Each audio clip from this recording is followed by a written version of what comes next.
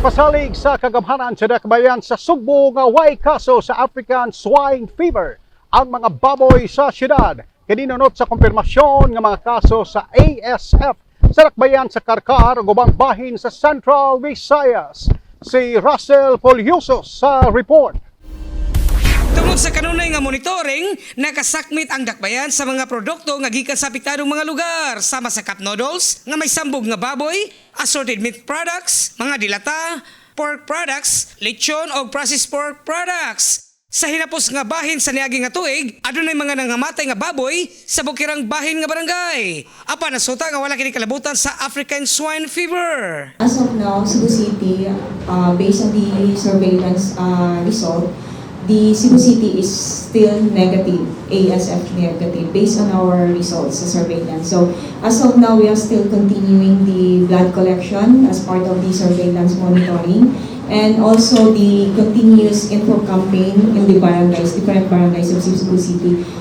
Sa karon jud na tay blood collection sa barangay Babag at the same time sa Sudol Uno. So tomorrow is continuous for the info campaign sa Barangay Buhisan. So just to make a clarification, Cebu City is still negative.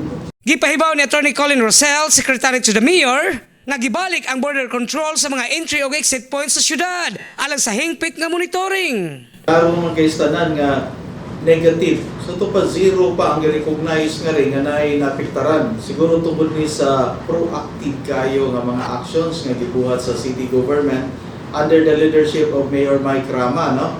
So kato pa pila na gunto ka executive order gihimo gawas sa pagbutang og mga control points ug uban nga mga surveillance. Grabe kayo ang sa DBMF under sa direction ni Mayor Mike. Of course, naasad sa disaster nato nga continuous yun nga nag-monitor ni sila as a team, no? Apil na ini ang mga kapulisan ug uban nga mga law enforcement nga gipamanman yun pag-ayo kay dili ganahan ang syudad sa Sugbo nga ang industriya sa pagbuhi sa baboy madaot lang unya wala malagibuhat. Karong bago lang, na-confirma sa Department of Agriculture ang mga kaso sa ASF sa syudad sa Karkar. Nasubahin noon ang mga kontaminadong baboy nga naihaw nga nagagikan sa Negros Island.